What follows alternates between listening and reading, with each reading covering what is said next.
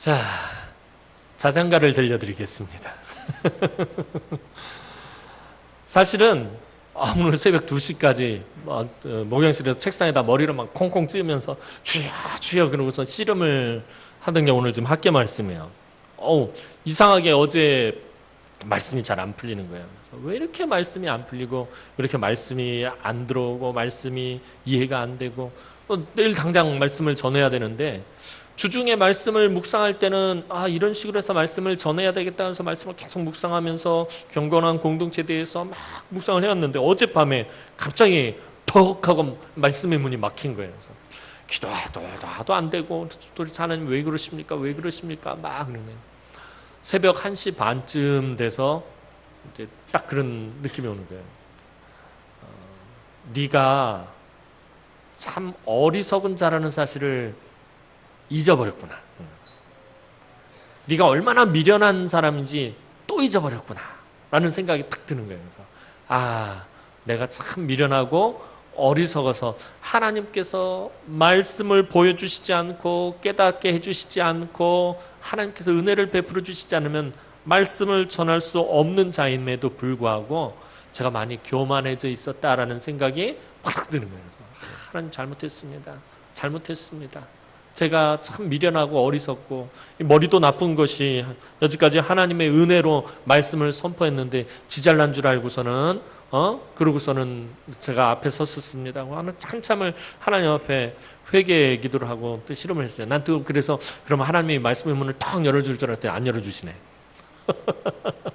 하여튼 정리를 하고 이 앞에 섰습니다. 오늘도 지금 성령께서 강권적으로 역사하셔서 하나님의 말씀을 잘 증거해 주시길 소원합니다. 하여튼 어저께 밤새 겸손해지는 그런 시간이 됐었습니다.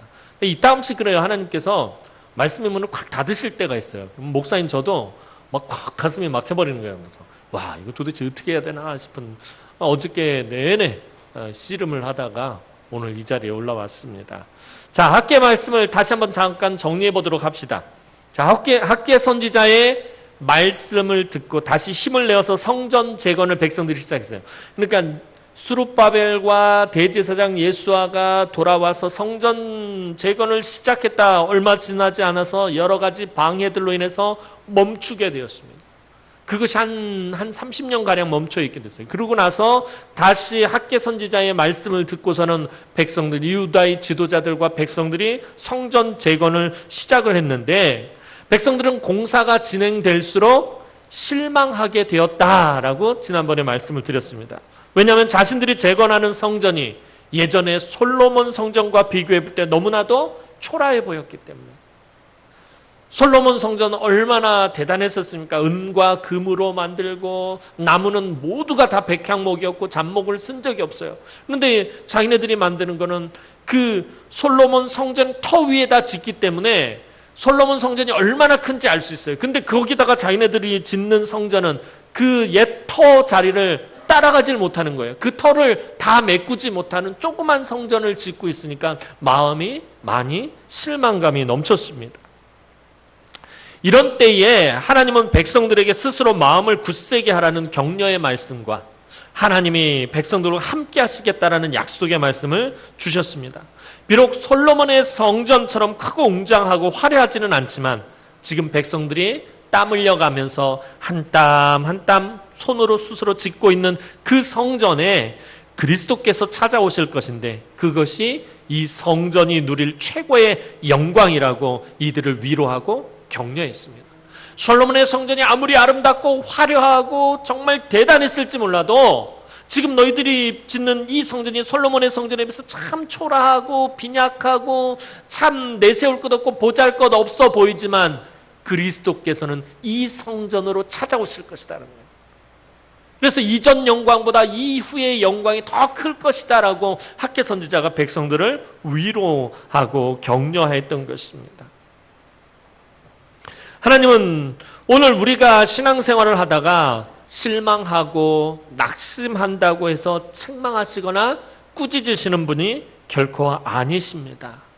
우리가 신앙생활 하다 보면 때로는 시험에 들기도 하고요. 때로는 침체되기도 하고, 때로는 번아웃 돼가지고서 완전히 탈진하는 때도 있어요. 어떤 일에 우리가 막 올인하고 나서, 그러니까 지금도 제가 여러분들에게 계속해서 기도하자고 이야기하는 게 뭐냐면, 성전 리모델링 공사에 우리가 올인하고 막 하다가 이 공사가 딱 끝났을 때 탈진해버리는 수가 있을 수도 있다는 거예요.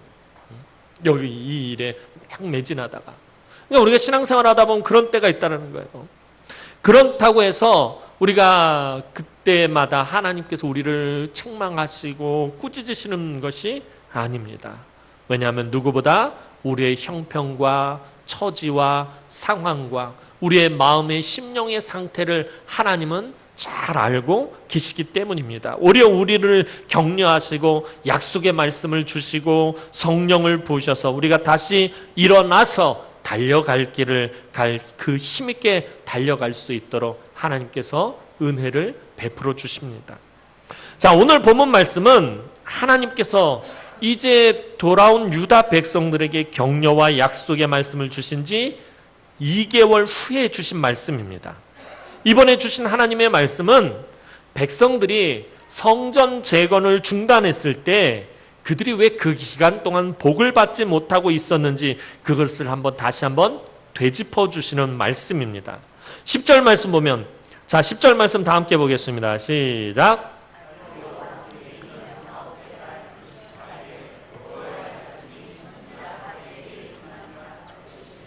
자, 다리오 왕 2년 9월 24일은 성전 재건을 다시 시작한 지 3개월이 되는 날이었습니다.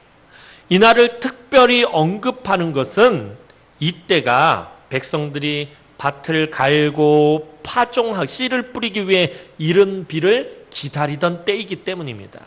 이 9월달이 이른 비가 내리는 그런 때입니다. 가나안 땅에는 이 9월 말에서 10월에 걸쳐서 씨를 뿌려야 할 때에 이른 비가 내리고요. 4월에서 5월 초에 추수할 때 늦은 비가 내립니다. 이 비가 적절하게 내려야 농사를 지을 수 있는 곳이 가나안 땅입니다. 그래서 구약 성경을 보면 신명기라든가 이런 때 볼 때 이른 비와 늦은 비에 대한 이야기가 자꾸 거론되는 이유가 거기에 있어요. 이 씨를 뿌려야 할 때 이른 비가 내려줘서 그 씨가 싹이 트고 발아하고 자라날 수 있게 되는 것이고요. 또 이게 이제 건기가 시작되면서 메말라 있다가 추수할 때쯤 돼서 비가 한 번쯤 또 내려줘야지 다시 아주 싱싱한 곡식을 거둘 수 있기 때문입니다. 지금 유다의 백성들은 이른 비가 내리기를 아주 초조하게 기다리고 있었습니다. 이전에 성전 재건을 중단했을 때는 이 비가 제때에 내리지 않아서 농사를 짓는데 너무나도 큰 어려움을 겪었었습니다. 아주 많이 뿌렸지만 비가 오지 않아서 제대로 거두지 못하였고 그래서 삶이 궁핍해졌습니다. 그래서 우리 1절에서 살펴볼 때 이들의 삶을 갖다 뭐라고 학개 선지자가 표현했어요? 구멍난 전대와 같다라고 표현했어요. 너희가 구멍난 전대와 같은 삶을 살았다. 구멍난 전대가 뭐예요? 지갑인데 구멍이 뚫렸어요. 돈을 넣으면 계속해서 새 나가는 거예요. 아무리 열심히 일하고 수고해도 거두어 드리는 게 없는 거예요. 많이 뿌렸는데 많이 거두지를 못하는 거예요. 그러니까 삶이 피폐해지고 궁핍해지는 이런 상황 가운데 놓여 있었다는 거예요. 왜 그러냐면은 이른 비가 제때에 오지 않았기 때문에. 씨를 뿌려야 될 때 비가 오지 않으니까 씨를 뿌려도 씨가 자라나질 않는 거예요. 그러니까 거두어 드리는 것이 없는 것입니다. 그런데 이제 다시 이들이 성전 재건을 시작하고 나서 공사를 시작하고 실망했다가 다시 격려의 말씀, 위로의 말씀을 붙들고 다시 열심히 한 땀 한 땀 땀 흘려가면서 성전 재건을 하고 있는데 이제 이른 비가 내리는 그때가 된 거예요. 씨를 뿌려야 할 때가 온 거예요. 그 전까지는 이 이른 비가 제대로 오지 않았어요. 이제 성전 재건을 다시 시작하고 이른 비가 올 때가 지금 돼서 하늘을 쳐다보면서 이른 비를 기다리고 있는 시점이 오늘 학개가 말씀을 전하고 있는 이때였다라는 것입니다.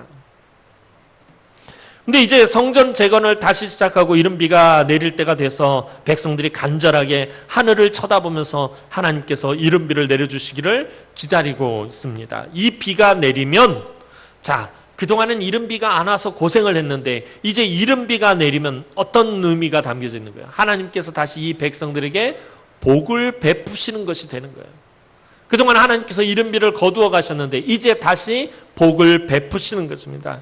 그래서 이른 비가 오느냐 오지 않느냐가 중요한 것이었습니다.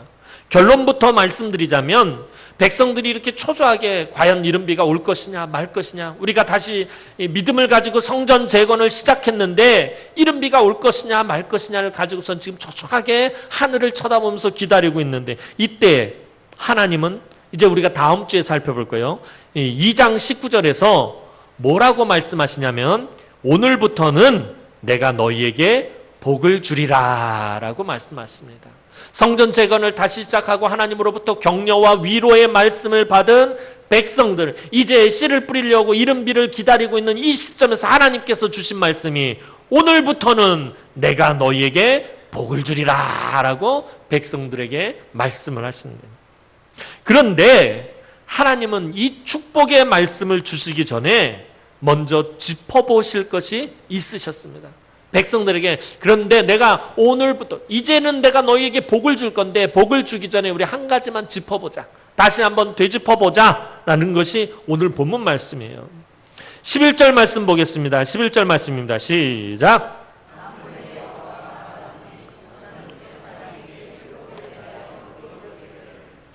자, 하나님은 제사장에게 갑자기 율법에 대해 질문할 것을 명하셨습니다. 학개 선지자에게, 야 학개야, 너는 지금 가서 제사장에게 율법에 대해서 한 가지를 질문을 해라 라고 명령을 하셨습니다. 자, 원래 제사장들의 가장 중요한 직무는 크게 세 가지로 볼 수 있습니다. 첫째는 백성들 가운데 흩어져서 율법을 가르치는 일에서, 평상시에 율법을 가르치는 일, 이것이 이 제사장들에게는 사실 가장 중요한 사명이고 직무였습니다. 가나안 정복 전쟁 후에 여호수아 14장을 보면 여러 지파들이 땅을 분배를 받습니다. 그런데 이 땅을 분배받는 과정에서 한 지파만이 제외됩니다. 땅을 분배받지 못합니다. 그 지파가 어느 지파죠? 제사장 얘기를 하고 있으니까 레위 지파겠죠. 레위 지파만 땅을 분배받는 데서 제외됩니다. 가나안 정복 전쟁 후에 레위 지파만 땅을 분배받지 못한 이유가 바로 여기에 있습니다. 그들은 각 지파에서, 그래서 땅을 분배받은 각 지파에서 4개씩 성읍을 내주면은 이 레위 지파들이 그 4개씩 48개 성읍에 쫙 다 가나안 땅에서 흩어져서 살게 되어 있었습니다. 하나님께서 이들에게 땅을 분배하지 않으신 것은 제사장들은 한 곳에 모여 사는 것이 아니라 각 지파 속으로 흩어져서 그곳에서 하나님의 말씀을 가르쳐서 백성들이 하나님의 말씀대로 살게 하기 위해서 이 레위 지파들은 각 땅을 분배하지 않고 각 지파 속으로 흩어져서 살게 했던 것입니다. 그만큼 이 사명이 중요한 것이기 때문에 하나님의 백성들이 하나님의 백성답게 살 수 있는 것은 레위 지파, 특별히 제사장들이 각 지파에 흩어져서 그 백성들에게 말씀을 가르쳐서 말씀대로 살 수 있게 만들어야 했기 때문이었습니다. 그런데 이 사명을 제사장들이 제대로 감당하지 못하고 레위 지파가 제대로 감당하지 못해서 찾아오게 된 것이 바로 사사시대입니다. 그래서 사사기를 우리가 금요철야 때 살펴본 것처럼 사사기의 구조는 앞에 사사들의 이야기가 쭉 나오고 끝에 가서 레위인의 이야기 2가지가 나오는데, 이 레위인의 이야기 2가지가 아주 심각한 범죄를 저지르는 이야기로 사사기가 끝납니다. 그 이유는 뭐냐 하면은 레위인들이 제대로 이 사명을 감당하지 못했기 때문에, 백성들에게 말씀을 제대로 가르치지 못했기 때문에 사사시대가 오고 말았다. 이렇게 어두운 시대가 오고 말았다라는 것을 알려주기 위해서 사사기를 그런 구조로 만든 것입니다. 자, 그 다음에 제사장들에게 있어서 직무 2번째 중요한 직무는 바로 제사와 기도였습니다. 백성들이 하나님 앞으로 나와 죄를 회개하고 용서를 받을 수 있도록 그 제사를 돕고요. 그 다음에 백성들을 위해 중보 기도를 하는 것이 제사장의 중요한 사명이었습니다. 얼마 전까지 수요 예배 때 이동결 목사님이 이 제사법에 대해서 설교를 했었는데, 제사의 가장 중요한 포인트가 뭐냐면, 우리가 생각할 때 제사장 그러면 제사장이 모든 제사를 다 집전한다라고 생각하는데 그렇지가 않아요. 제사는 제사장이 집전하는 것이 아니라 제사장이 돕고 제사를 드리러 온 사람이 하는 거예요. 그러니까 내가 하나님 앞에 제사를 드리기 위해서 희생제물로 양을 데리고 왔어요. 그러면은 저도 예전에 그랬어요. 제사장이 양을 잡고 다 벗기고 다 각을 떠서 다 해서 씻어가지고 그 불에 태우고 이게 제사장이 다 하고 제사를 드리러 온 사람 옆에 가만히 있어서 아이고 그렇습니다. 그런 줄 알았는데 그게 아니에요. 제사를 드리는 사람이 와서 그 양에게 안수하고 자기가 그 양을 잡아야 돼요. 그 양의 목에 칼을 꽂아서 피를 다 빼고요. 가죽을 벗기고 각을 뜨고 내장을 정리하고 청소하고 깨끗하게 씻어서 놓으면은 제사장이 와서 정리가 다 된 그걸 갖다가 번제단에 올려서 태우고요. 피를 받아다가 번제단에 뿌리는 역할만 제사장이 합니다. 제사를 드리는 데 있어서 온갖 굳은 일은 다 제사를 드리는 사람이 하게 되어 있다는 거예요. 이 말은 뭐예요? 예배를 드리는 사람은 방관자가 아니라 그 예배에 직접 참여해야 된다는 거예요. 그것이 하나님 찾으시는 참된 예배자라는 것입니다. 제사장은 그 제사를, 그 예배를 돕는 사람일 뿐이에요. 그 제사의 주체가 아니에요. 주체는 제사를 드리는 사람이다라는 거예요. 그래서 사실은 엄밀히 말하면 제사장에게 있어서 가장 중요한 직무는 아까 첫 번째로 말씀드렸던 율법을 가르쳐서 백성들이 하나님의 말씀대로 살게 하는 거예요. 물론 제사도 되게 중요해요. 자, 그 다음에 기도하는 일이 제사장에게 있어서 되게 중요한 일이었다라는 것입니다. 제사장들은 제사에만 힘을 쏟는 것이 아니라 제사를 돕는 일에만 힘을 쏟는 것이 아니라 항상 깨어서 나라와 백성을 위해서 하나님께 중보 기도해야 하는 사람들이 제사장들이었다라는 것입니다. 사무엘서를 보면 엘리 제사장에 대한 이야기가 나오는데 엘리 제사장의 모습을 항상 보면 그가 항상 어디에 등장하냐면 침소에 누워있든지 자기 침소에 있든지 그래서 잠을 콜콜 자고 있든지 아니면 늘 의자에 앉아있는 모습을 보입니다. 지금 사사시대 어두운 시대에 들어가 있는데 그리고 블레셋과의 전투가 일어나고 있는데 엘리 제사장은 침소에서 자든지 아니면 의자에 앉아 있었다는 거예요. 그가 원래 해야 할 일은 뭐예요? 성소에서 하나님 앞에 눈물로 부르짖어 나라와 민족을 위해서 중보 기도해야 했다는 것입니다. 그런데 엘리 제사장은 기도하지 않는 제사장이었어요. 기도하지 않는 제사장의 말로가 그 결과가 어떻게 됩니까? 목이 부러져 죽고 말았다는 것입니다. 하나님께 인정을 받지 못했어요. 기도하지 않는 제사장은 무익한 존재일 뿐만 아니라 오히려 해를 끼치는 존재가 된다는 것입니다. 제사장에게 있어서 중요한 것은 기도입니다. 자, 세 번째는 이 세 번째도 제사장에게 굉장히 중요한 직무입니다. 그게 뭐냐면 백성들을 축복하는 일이었습니다. 제사장은 백성들이 하나님께 제사를 드리고 돌아갈 때 반드시 그들을 위해서 복을 빌게 되어 있어요. 그냥 보내면 안 돼요. 제사장은 항상 복을 빌고 축복 기도를 해주게 되어 있었다는 거예요. 민수기 6장을 보면 제사장의 축복 기도가 기록되어 있습니다. 하나님은 제사장들에게 백성들을 위해서 너희가 이렇게 기도하라. 이렇게 기도하면 내가 그대로 복을 베풀겠다라고 민수기 6장에 말씀하고 있어요. 그게 뭐예요? 여호와는 내게 복을 주시고 너를 지키시기를 원하며 여호와는 그의 얼굴을 내게 비추사 은혜 베풀기를 원하며 여호와께서는 그 얼굴을 내게로 향하여 드사 내게 평강 베풀기를 원하노라. 이게 제사장의 축복 기도예요. 아마 눈치가 빠르신 분들은 이 축복 기도를 제가 송구영신 예배 마칠 때마다 한다라는 사실을 기억하시는 분이 없네요. 제가 송구영신 예배 맨 마지막에 축복 기도할 때 항상 발음도 안 되네. 읊어드리는 성경 구절이 바로 민수기 6장의 이 제사장 축복 기도예요.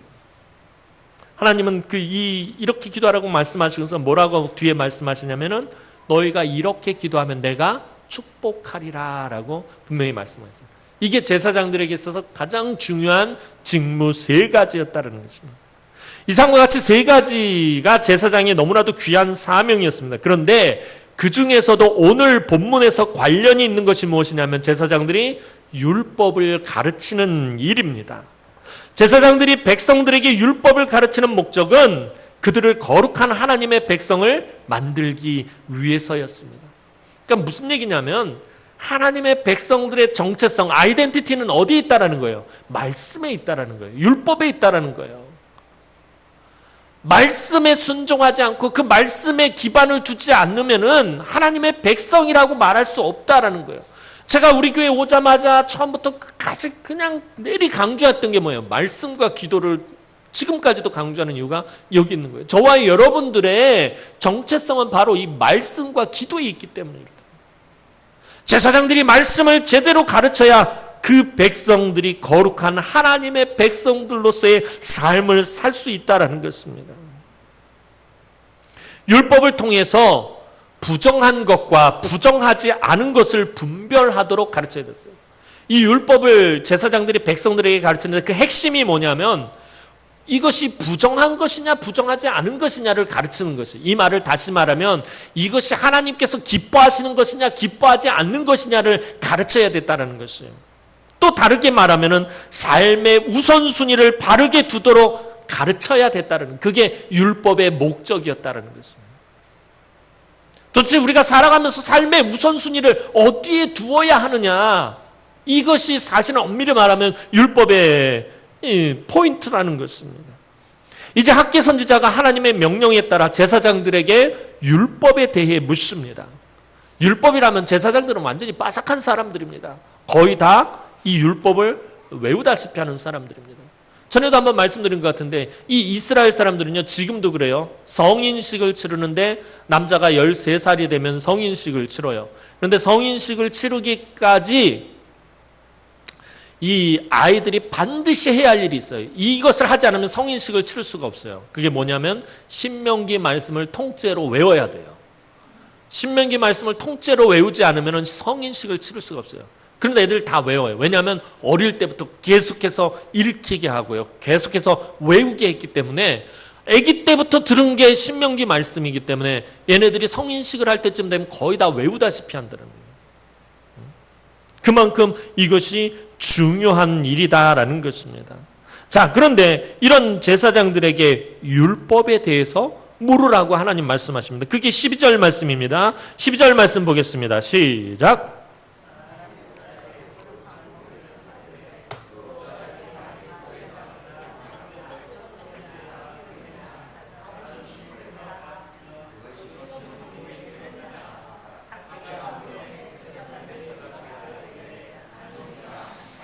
자, 이게 이제 하나님 앞에 속죄제물을 드는, 레위기 6장에 나오는 속죄제물에 관련된 얘기들 속에서 나오는 건데, 율법에 따르면 제사를 드린 거룩한 고기를 쌌던 옷자락, 거룩한 고기가 뭐예요? 이게 하나님 앞에 드리는 희생제물을 말하는 거예요. 근데 이 희생제물은 이 성전에서 가지고 나갈 수가 없어요. 이 희생제물은 두 가지로 나눌 수가 있는데 다 태워버리는 거는, 번제에 드리는 제물들은 다 태워버리게 돼 있어요. 그런데 이것을 태우지 않고 이 제사를 드리러 온 사람들이 나누는 경우가 있어요. 그 경우가 화목제를 드릴 때는 제사를 드리는 사람과 가족들이 그 제물을 나누어 먹도록 되어 있습니다. 자, 그런데 이 거룩한 고기를 쌌던 옷자락, 어떤 사람이 이제 아마 화목제물 같아요. 이 옷자락에 싸가지고 와서 이제 가족들하고 다 같이 먹으려고 하는데, 이 거룩한 고기를 쌌던 이 옷자락은 거룩해 하지만, 그런데 이 옷자락이 이 다른 것들을, 예를 들면 이 돋보기를, 이 옷자락을 딱 만졌다고 해서 이 돋보기가 거룩해지지는 않는다라고 오늘 제사장들이 그렇게 말하고 있다는 거예요. 그러니까 하나님이 이 질문을 하게 하신 것이 뭐냐면, 제사의식은 거룩한 것이지만, 하나님께서 제정하셔서 거룩한 것이지만, 그런데 그 의식 자체가 사람을 거룩하게 못한다라는 것을 지금 말씀하시려고 하는 것입니다. 무슨 말이냐 하면, 유다 백성들이 포로에서 돌아온 후에 하나님께 제사를 드리는 이 일을 그들이 게을리하지는 않았어요. 사실 하나님 앞에 와서 그래도 드릴 거는 다 드리고 제사 드릴 거는 다 드렸습니다. 그들이 드린 제사는 하나님께서 정하신, 율법으로 정하신 거룩한 것이지만 그 제사의식 자체가 백성들을 거룩하게 하는 것은 아니다라는 것을 지금 말씀하시는 거예요. 무슨 말이냐면은, 제사를 드리는 백성들에게 지금 무슨 문제가 있다라는 것을 학계를 통해서 하나님 지금 말씀하시고 싶으신 것이에요. 너희들의 마음에 지금 무슨 문제가 있다라고 그것을 말하기 위해서 지금 이 율법의 이야기를 꺼내고 계신 것이에요. 자, 그리고 이제 학개 선지자 두 번째 질문을 던지게 하십니다. 13절 말씀이 그것입니다. 13절 말씀 보겠습니다. 13절 말씀입니다. 시작.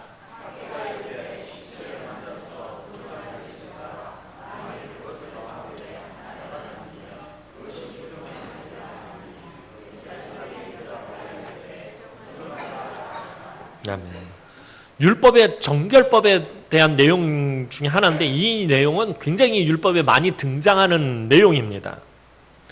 제사장들은요, 부모님이 돌아가셔도 자기가 제사를 집전해야 되는, 성전에 나가야 될 순번일 때는 부모님의 시체를 만질 수가 없어요.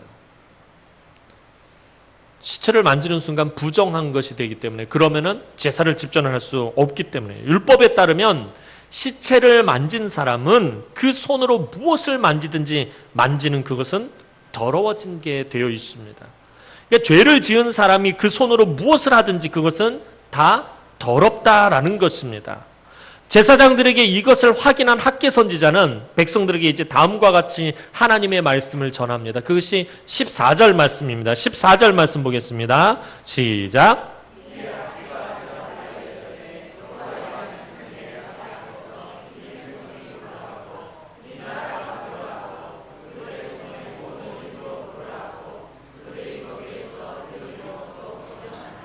아멘. 자, 시체를 만지는 사람은 부정한데 그 사람이 만지는 거는 다 부정하고 다 더러워진다라는 말씀을 하자마자 갑자기 하나님께서 뭐라고 하냐면 이 백성이 그러하다. 이 백성이 그러고 이 나라가 그들의 손의 모든 일이 그러하고 그들이 거기서 드리는 것도 부정하다라고 하나님 갑자기 이 말씀을 하십니다. 그 먼 바사 땅에서 돌아온 유다의 백성들은 하나님께 성물을 드리고 제사를 드리는 일을 게을리하지는 않았습니다. 하지만 그것이 하나님을 기쁘게 하지 못했다라는 것입니다. 너희가 여전히 나와서 성물을 드렸고 여전히 나와서 제사를 드렸지만 그것이 나에게 기쁨이 되지는 않았다라는 것, 그 말씀을 지금 하고 계시는 것입니다. 백성들이 겉으로 보기에는 경건하게 제사를 잘 드린 것 같지만 그들의 마음은 조금도 경건하지 않았다라는 것입니다. 이것이 하나님의 마음을 슬프게 한 것이었습니다. 제사 드리는 모습은 매우 경건했지만 그들의 마음속 깊은 곳에는 경건한 마음이 하나도 없었다라는 것입니다. 내가 왜 제사를 드리는지, 내가 왜 예물을 드리는지 그냥 드리라고 하니까 드리는 거. 드리라고 하니까 그냥 성실히는 드려요. 철저하게 빠짐없이는 드려요. 그런데 그 마음이 하나님을 향하지는 않았다라는 것입니다. 디모데후서 3장의 사도 바울의 표현을 빌리자면 유다의 백성들은 경건의 모양은 있지만 경건의 능력을 부인하는 그런 자들의 모습이었다라는 것입니다. 제사장들에게 던진 두 가지 율법에 대한 질문을 다시 정리해 보면요, 앞에 괜히 막 어려운 그 제사법과 뭐 이런 율법의 이야기를 했는데 그걸 그냥 다시 정리를 해보면 경건해지기가 참 어려운데 반해서 더럽고 부정해지는 일은 너무나도 쉽다라는 거예요. 거룩한 고기를 쌌던 옷자락으로 닿는 것은 거룩해지지가 않는데 시체를 만졌던 이 더러운 손으로 만지는 건 다 더러워지더라는 거예요. 이게 무슨 얘기예요? 경건해지기는 참 어려운데 반해서 더럽고 부정해지는 일은 너무나도 쉽게 이루어진다라는 것입니다. 우리의 마음이 경건한 일에 온 힘을 쏟지 않으면 금방 부정해지고 금방 더러워지게 되어 있습니다. 오늘 주일날 우리가 예배를 잘 드리고 이제 세상에 나가서 나머지 일주일 동안의 삶을 살 때 조금만 우리가 방심하지 않으면 그냥 세상 사람들과 똑같은 삶을 살게 되어 있다는 거예요. 그런데 다시 마음을 잡고 주님 앞으로 나오려고 예배 드리러 나오려고 하면 이게 마음이 잘 잡히지가 않는다는 거예요. 우리가 믿음을 지키기는 어렵고 믿음을 까먹긴 너무나도 쉬운 것, 그것을 지금 말씀하고 있는 거나 마찬가지입니다. 유다의 백성들은 그들의 죄로 망해서 포로로 끌려갔다가 돌아온 것입니다. 유다가 왜 망한 거예요? 예루살렘이 왜 무너지고 성전이 왜 회파된 것입니까? 우리가 금요차례 때 요즘 열왕기하를 계속해서 살펴보고 있는데 백성들이 끊임없이 우상 숭배하면서 하나님 앞에 범죄하고 하나님이 가증스럽게 여기는 것, 율법에서 부정하다라고 여겼던 모든 짓들을 다 해버린 거예요. 하나님이 기뻐하시지 않는 일들을 다 하다가 하나님이 참다가 그들을 바벨론의 손에 넘기신 것이에요. 그러시면서 예루살렘 성은 무너뜨리시고 성전은 회파되게 만들어버리셨어요. 엄밀히 말하면 유다의 백성들은 그들의 죄 때문에 망해서 포로로 끌려가는 것이에요. 백성들의 죄악으로 인해서 성전이 회파되고 예루살렘 성이 무너졌어요. 바벨론이라는 죄악의 소굴에서 살다가 이들이 돌아온 거예요. 이들이 살았던 바벨론, 바사, 그곳이 거룩하고 경건한 곳이었나요?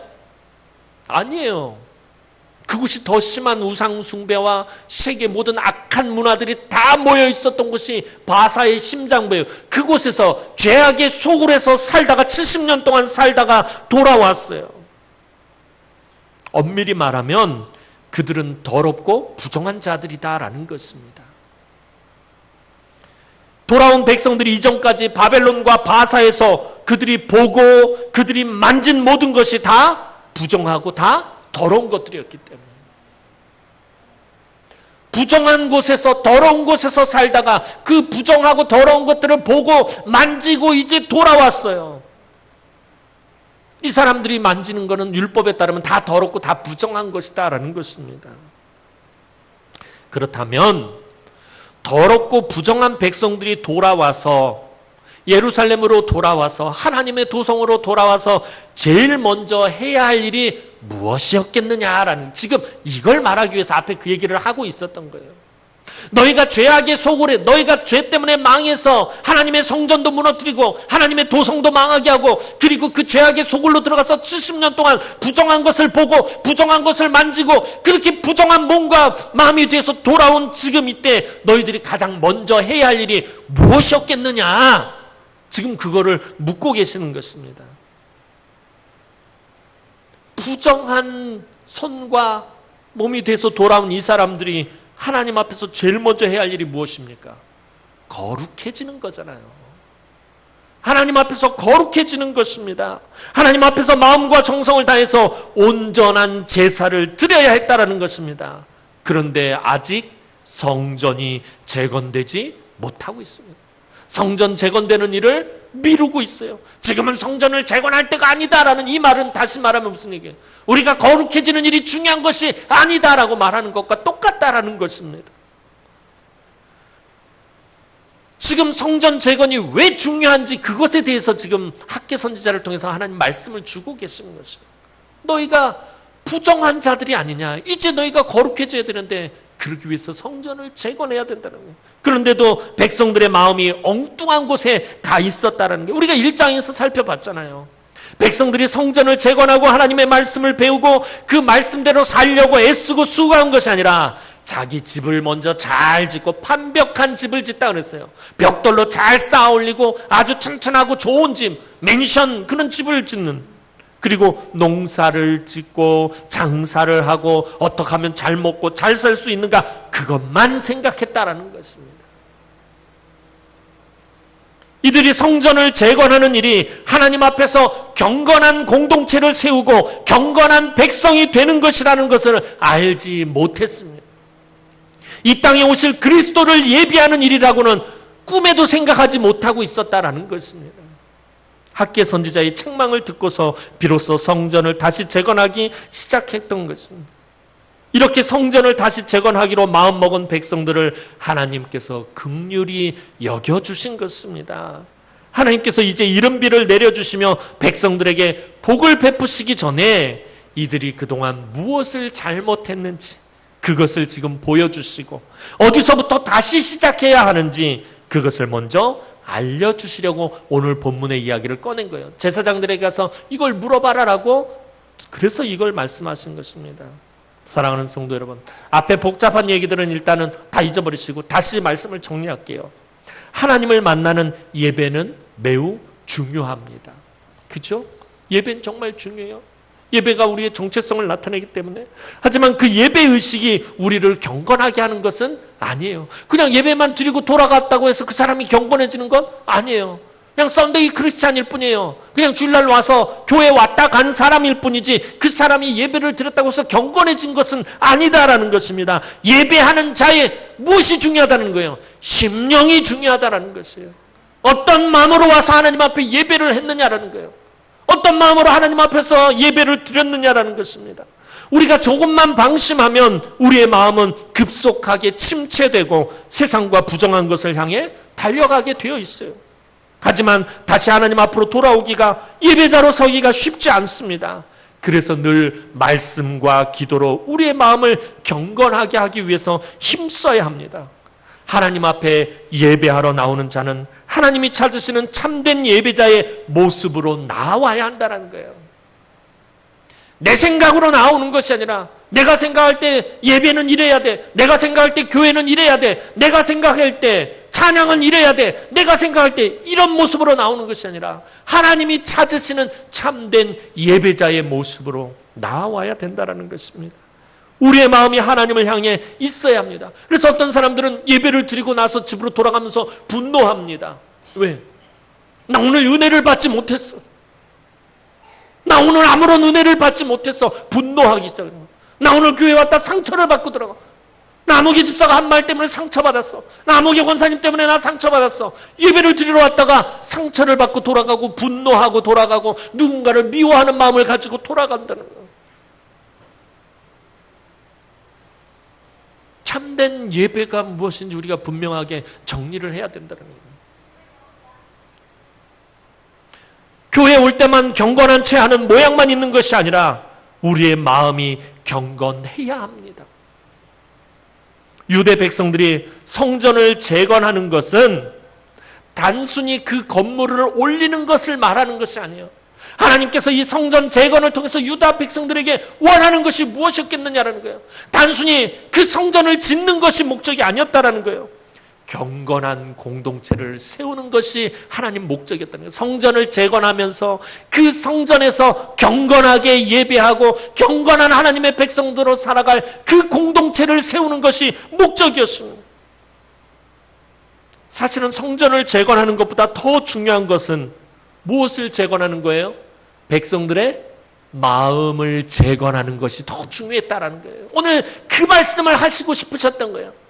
성전을 재건하는 너희의 마음부터 다시 경건하게 재건하라라는 것입니다. 이걸 오늘 우리에게 적용해 볼까요? 오늘 우리가 본당을 리모델링하는 것은 무엇을 의미하는 것일까요? 왜 이 더운 날, 주일날 우리가 이렇게 불편해 가면서 예배드리면서 왜 본당 리모델링을 하는 거죠? 왜 엄청난 돈을 들여가면서, 재정을 들여가면서 왜 우리가 이것을 하느냐는 거예요. 단순히 예배드리는 모양을 바꾸기 위한 것 아니에요. 그냥 예쁘게 예배당 꾸며서 그곳에서 우리가 편하게 예배드리면 좋겠다. 다른 교회들도 다 예쁘게 하니까 우리도 최대한 예쁘게 해서 예배드리자.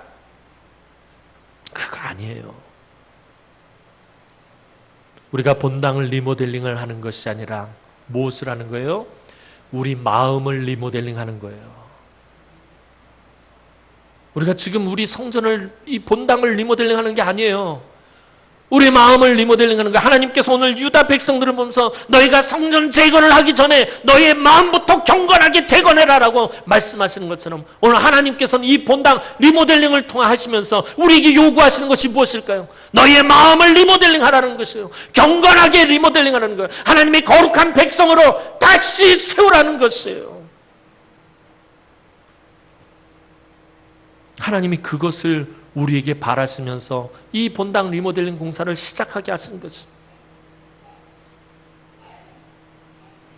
성전을 재건하면서 백성들의 마음도 재건하라고 하듯이 우리도 본당 리모델링 공사를 하면서 본당만 그냥 인부들에게 맡겨서 그냥 목수들이 가서 공사하고 시공사에서 진행하고 이것을 말하는 것이 아니에요. 하나님은 이 본당 리모델링 공사를 바라보면서 여러분들의 마음을 리모델링 하시기 바랍니다. 하나님 앞에서 다시 새롭게 세우시기 바랍니다. 우리가 새롭게 예배 처소를 했다면 우리도 역시 리모델링 돼서 그곳으로 들어가야 될 것 아닙니까? 예배를 쳐서는 새롭게 했는데 우리의 몸과 마음은 아직도 여전히 옛사람의 모습과 옛사람의 성정을 가지고 그렇게 신앙생활하고 있는 모습으로 그곳으로 들어가겠느냐라는 거예요.